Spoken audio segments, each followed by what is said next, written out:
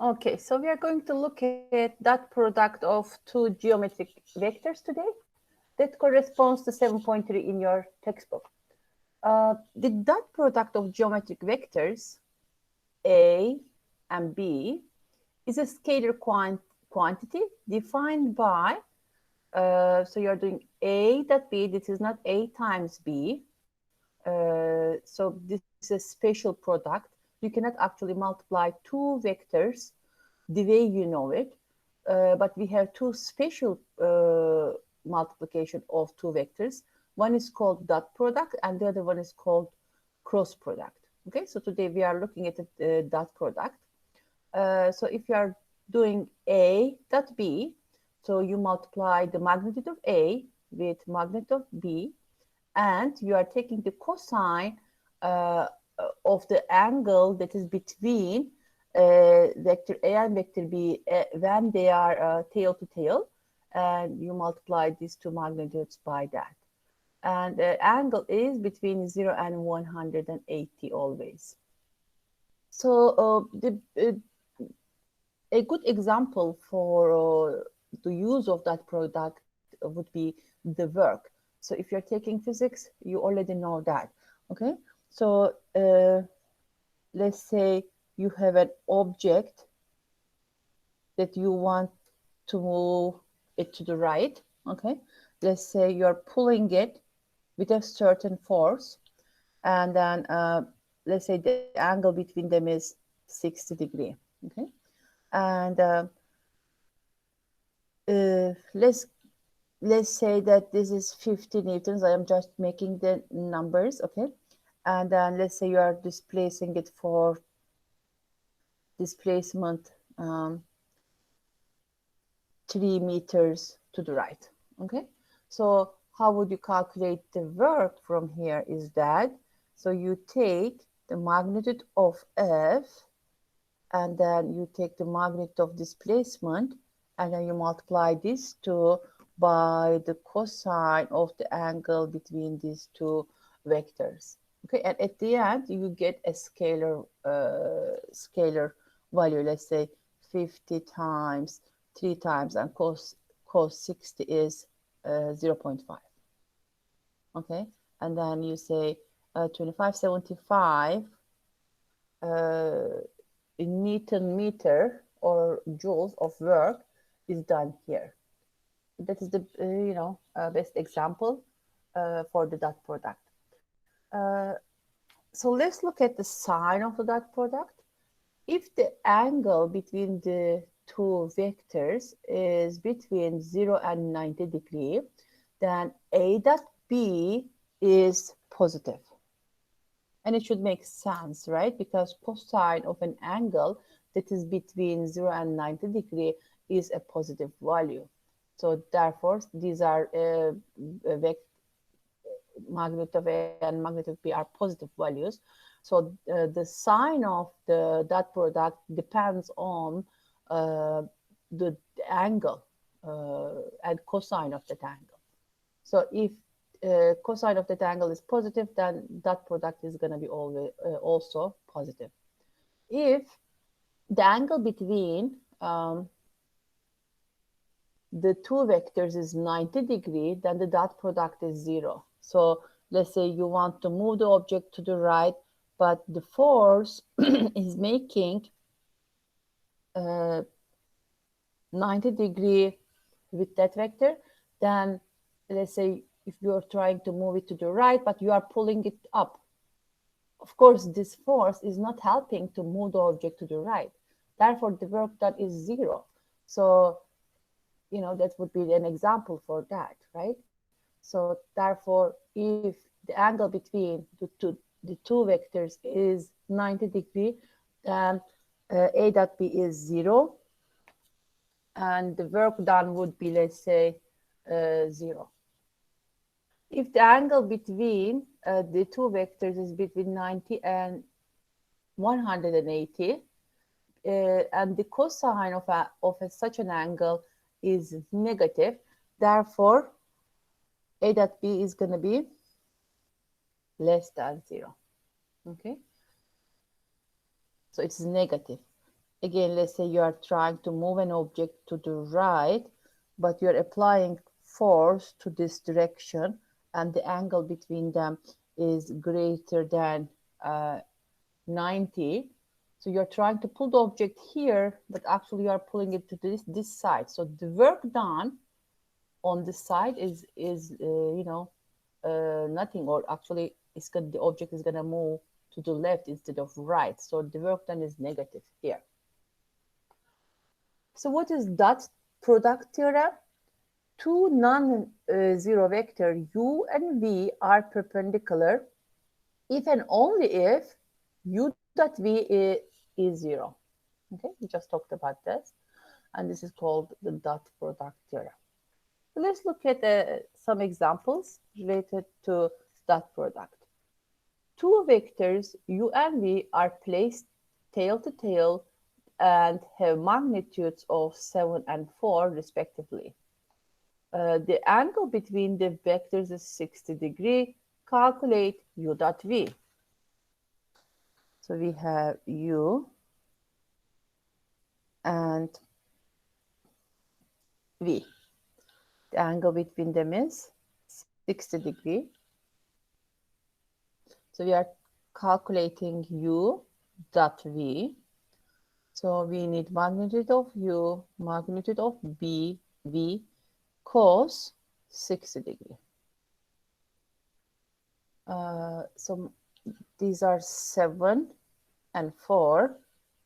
These are the magnitudes, and cos 60 is half, 0.5. And from here, you get 40. Okay. So again, when you do a dot product, you don't get a vector, but just a scalar. So let's look at properties of dot product. A dot B equals B dot A. Okay. So this means, let's say you have A vector and B vector, and there's an angle theta between them. You're doing A dot B, or B could be here, and A can be there, and they will give the same dot product. Let's look at number 2. So if we have A dot in a bracket B plus C vector, so this is same as A dot B plus A dot C. So it's kind of, we can call it distributive property here. If you have A dot A, it is equal to magnitude of A square, and this should make sense. If you have A dot A, this is equal to magnitude of A times the angle between these two vectors, but these two vectors are the same vectors, so the angle between them is 0. And cosine 0 degree is 1. Therefore, you are getting from here magnitude of A square. The next one, if you have k times A vector dot B vector, this is same as A dot KB vector, or K times A dot B vector. Let's say K is 3. So 3A dot B is same as A dot 3B, or 3 times A dot B. For now, I'm going to skip example 2 because we are going to look at I, J, and K vectors with the algebraic vectors. Those are the unit vectors that have same direction as X, Y, and Z axis, but we're going to look at it later. So let's skip example 2 for now.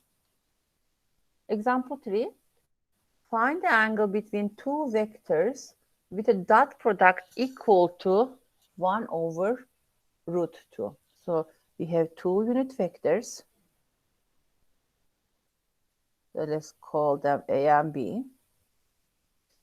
And the angle between them is theta. Then A dot B equals magnitude of A magnitude of B times cosine theta. So A dot B is given 1 over root 2. A and B are unit vectors, so the magnitudes are 1. So this is 1 and this is 1. And we are looking for cos theta. Then from the special angles, if cos theta equals 1 over root 2, then theta is 45 degrees.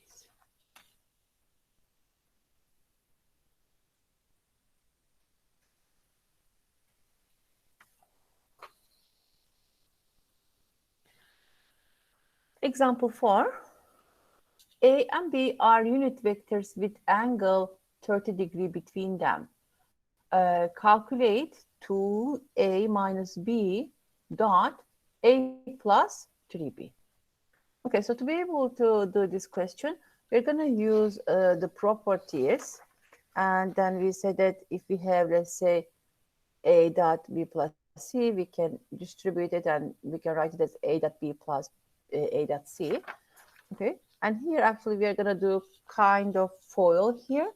Okay, and we are going to distribute all of these. Okay, so let's start with the first one. So 2A dot A, 2A dot A, 2A dot 3B, so that will give us 6A dot B. So negative B dot A, negative B dot A, and negative B dot 3B gives you negative 3B dot B. So let's collect the like terms here. So this one is A dot B and the other one is B dot A. And again, when we looked at the properties, we said A dot B is same as B dot A. So we're going to use that property here and collect these two. Okay, so 2A dot A plus 5A dot B minus 3B dot B. Okay, and then again from the properties we learned that A dot A is magnitude of A squared. Okay, plus 5 times.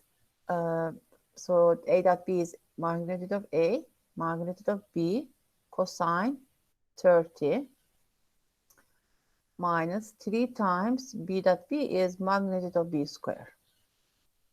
Magnitude of A is 1. 1 squared is 1. So this gives you 2.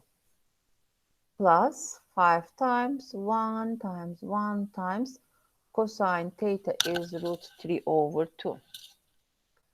And minus 3 times magnitude of B squared. Again, B is another unit vector. So magnitude of B is 1. So 1 squared is 1. So 3 times 1 is 1. So basically, we get 5 root 3 over 2 minus 1. If we have a common denominator, 5 root 3 minus 2 over 2 would be the exact value of the dot product of these two vectors. Let's look at the last example. If the vectors u plus 3v and 4u minus v are perpendicular, so u and v is not perpendicular, okay? It is talking about addition of u and 3v and the subtraction vector 4u minus v. So these two are perpendicular to each other. We don't know what is the angle between u and v.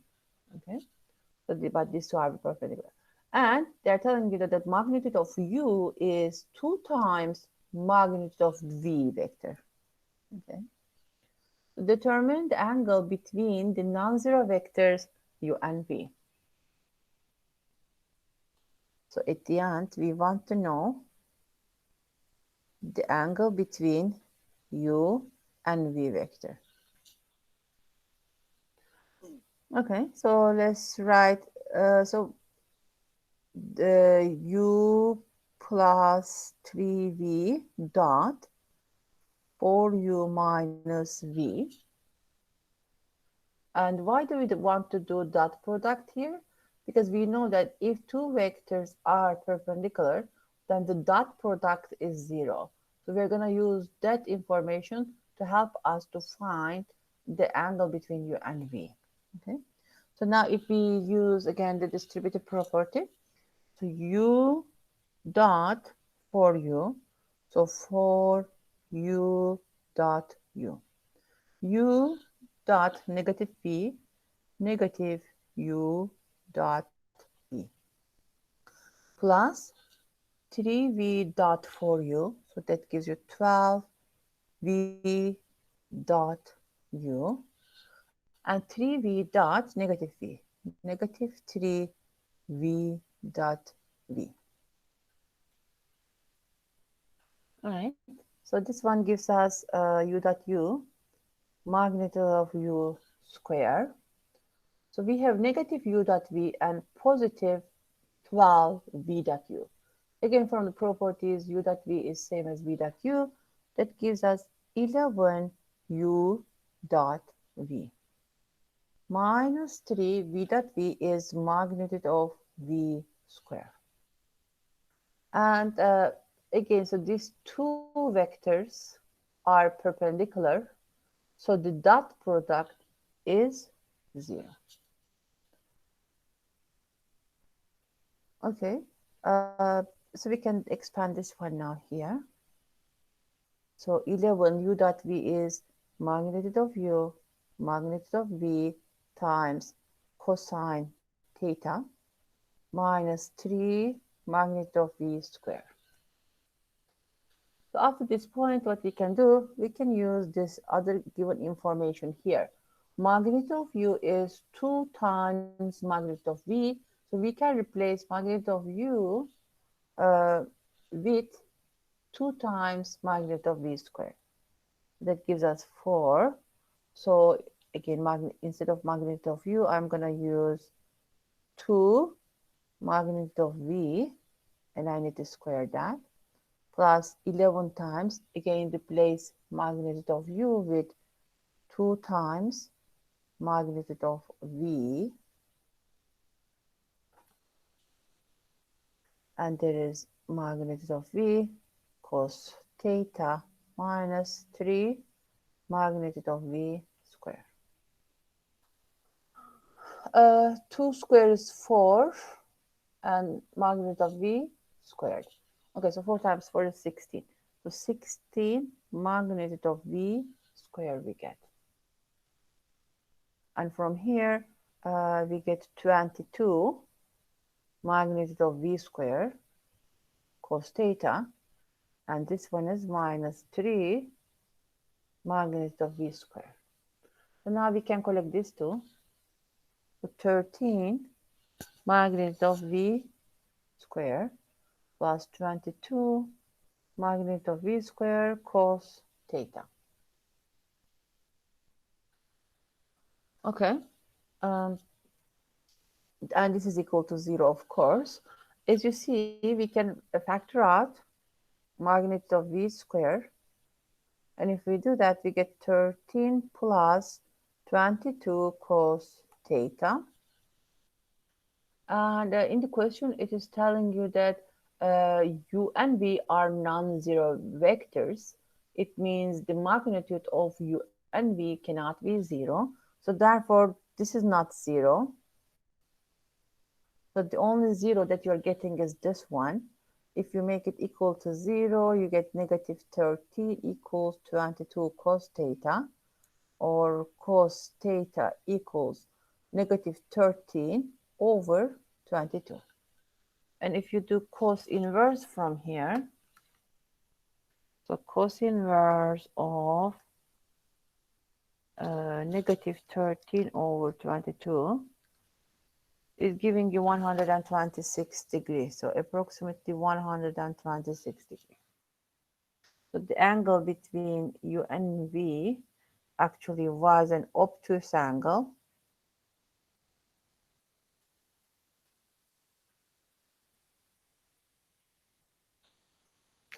And that was the tangle between you and me.